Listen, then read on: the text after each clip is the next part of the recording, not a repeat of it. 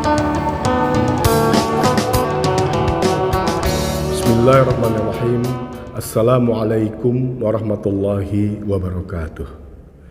Alhamdulillah rabbil alamin. Assalatu wassalamu ala asyrafil anbiya'i wal mursalin Sayyidina wa maulana Muhammadin wa ala alihi wa ashabihi ajma'in.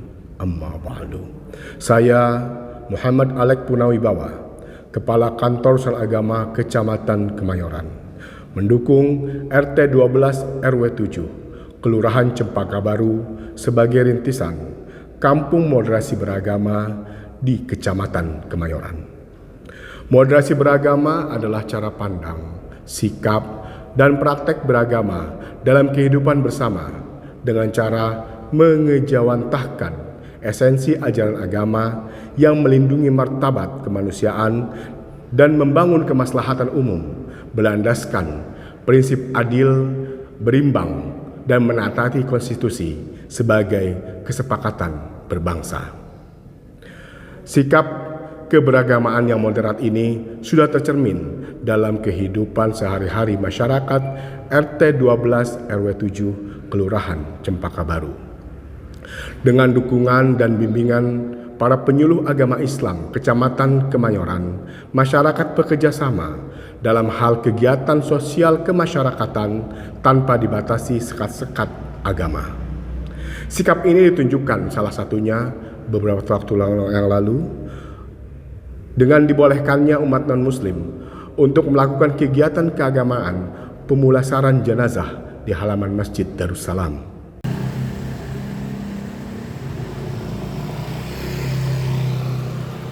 Kami akan ajak Anda langsung di lokasi Masjid Darussalam. Ada rekan kami, Kamarati di sana, di wilayah Cempaka Baru Tengah, Jakarta Pusat.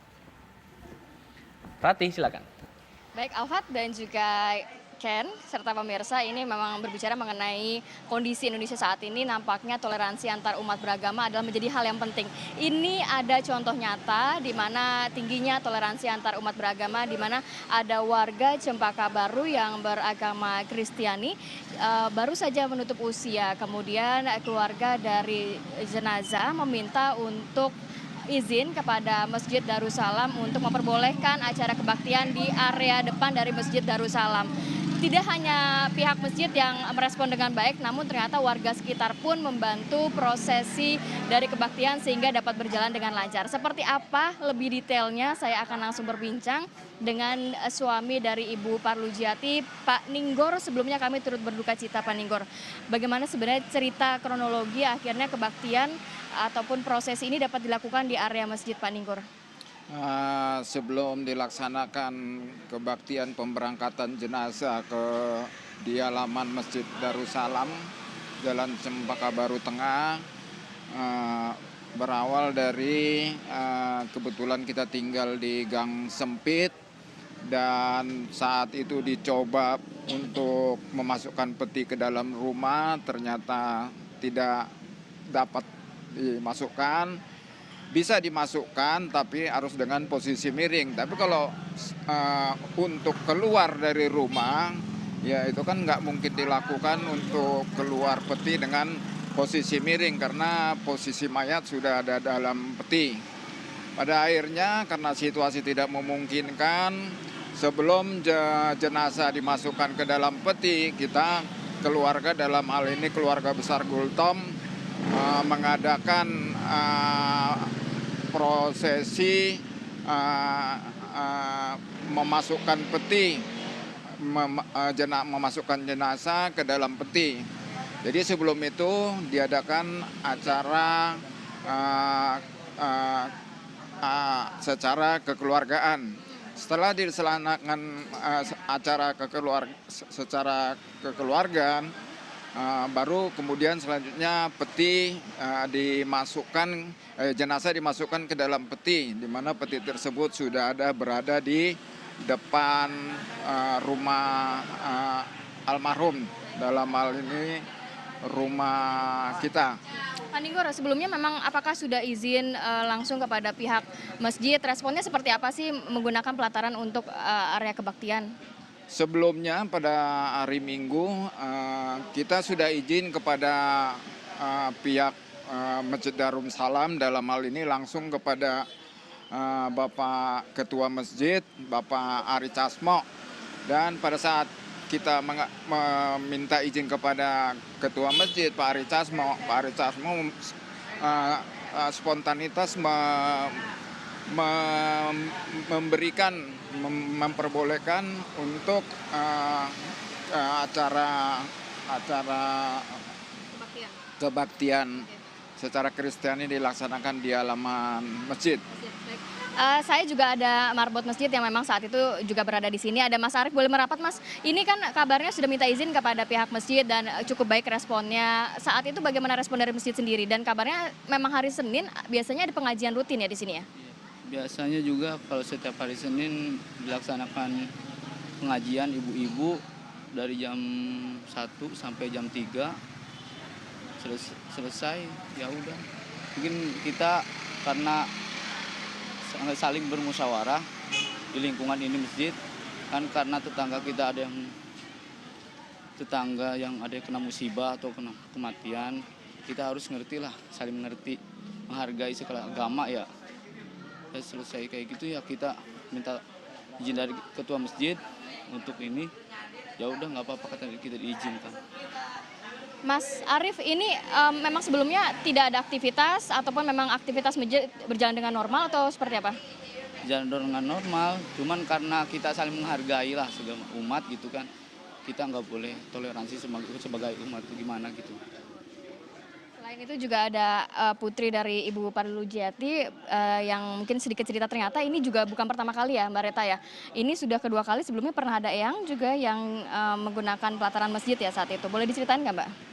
Ya, jadi waktu itu tahun 2006 itu opung aku, nenek aku, itu juga meninggal dan dirayakannya malah lebih ramai karena ada musik dan puji Tuhannya dari pihak masjid, masjid mengizinkan kami untuk ibadah di depan di halaman masjid ini, terus dan ada musik, jadi pada saat itu azan pun tidak disiarkan gitu. Karena ada musiknya itu kan gitu, dan kita sangat bersyukur sih karena terulang lagi kembali di tahun 2019 ini karena kita tahulah, kita lihat sendiri gitu gang sempit dan juga tidak memungkinkan adanya proses keberangkatan itu di dalam rumah gitu. Jadi pihak masjid masih mengizinkan kami, masih membuka tangannya untuk membantu kami gitu. Meskipun kita berbeda agama tapi mereka menyadari bahwa kita sama-sama manusia gitu, tidak ada pembeda di antara kami gitu. Kabarnya juga ini prosesi biasanya berlangsung berapa lama sih Mbak? Kabarnya juga masyarakat ikut bahu-membahu agar memang prosesi ini dapat berlangsung dengan lancar gitu. Iya, jadi ketika dikabarkan meninggal pada hari Minggu pagi itu aku langsung nelpon tetangga. Dan tetangga itu langsung ngurusin rumah, mengeluarkan barang-barang biar nanti jenazah bisa masuk gitu, membersihkan rumah. Dan ketika kita sampai di sini sekitar jam 9-an, itu tuh jalan udah diblok. Jadi halaman masjid ini udah kita pakai dari hari Minggu pagi sampai di hari Senin sore itu ditutup, dan memang untuk tamu itu semuanya di depan karena kan ramai. Terus untuk kebaktian pemberangkatan pun di depan gitu. Jadi semuanya memang di depan halaman masjid ini sudah diblok dari hari Minggu pagi sampai Senin sore. Itu berarti kan seharian lebih, hampir 2 hari gitu. Termasuk sampai Seninnya ya? Iya, termasuk sampai Senin sore. Kita pulang, ini juga udah beres, semua udah dibersihkan, jalan udah dibuka kembali, selesai dari pemakaman ya gitu. Dari Mbak Reta ada nanti, dan juga saya akan nanya ke Bapak, ada yang mau diucapkan kepada pihak masjid, rasa terima kasih atau seperti apa? Untuk pihak masjid ya pastinya terima kasih banyak karena selalu membuka tangannya untuk membantu siapapun di sini gitu, nggak cuma kita tapi pasti banyak. Kebetulan di kita berbeda agama tapi mereka masih tetap membantu gitu. Saya ingin agar pihak masjid ini tetap membuka tangannya kepada siapapun, dan berharap viralnya ini bukan hanya untuk heboh-hebohan tapi untuk sebagai contoh teladan yang baik untuk kalian semua, bahwa ini seperti angin segar gitu, bahwa toleransi itu masih ada, itu bentuk nyata, bukan cuma sekedar kata toleransi, tapi memang ada nyata. Semuanya itu tergantung dari pribadi kita, personal kita. Jadi kalau kalian ingin seperti ini, memiliki pemandangan yang indah seperti ini, dimulai dari kita masing-masing sih, personal yang baik. Ini sedikit ke Pak Ninggor, apa yang mau disampaikan begitu, harapannya, rasa terima kasihnya, ataupun ini kan sebagai salah satu contoh nyata bentuk tingginya toleransi yang ada di wilayah Cempaka Baru ini Pak. Pertama-tama saya mengucapkan terima kasih kepada pengurus masjid, dalam hal ini Ketua Masjid Darussalam Pak Haji Ari Casmo, Dan semoga kejadian yang terjadi ini yang menyebabkan viral kemana-mana tidak terjadi umumnya di Jakarta Pusat, tapi terjadi umumnya di Jakarta Pusat, khususnya di lingkungan Cempaka Baru juga kejadian ini, toleransi beragama yang cukup tinggi ini dapat juga diikuti oleh wilayah-wilayah lain. Jangan hanya di wilayah kita Jakarta aja, tetapi bisa mencapai seluruh Indonesia, bahkan sampai ke mendunia. Demikian. Terakhir dari Mas Arief sebagai pengurus masjid, Mas. Iya, kita kan saling menghargai sesama manusia dan kita juga saling menghormati lah, karena si Om juga baik di lingkungan kita hormat, kita kan harus menghormati semua. Dia umat kita beda tapi tetap kita selalu menghormati dia. Baik, terima kasih banyak Mas Arief sebagai marbot masjid, kemudian Pak Ninggor dan juga Mbak Reta perwakilan dari keluarga. Ini menjadi salah satu contoh nyata yang kita semua mengharapkan tidak hanya terjadi di wilayah Cempaka Baru, tapi di seluruh Indonesia, meningkatkan lagi rasa toleransi antar umat beragama. Kembali kepada Ken dan juga Alfat di studio. Gimana kejadiannya beda? Gimana kejadiannya beda? Jadi kan biasa.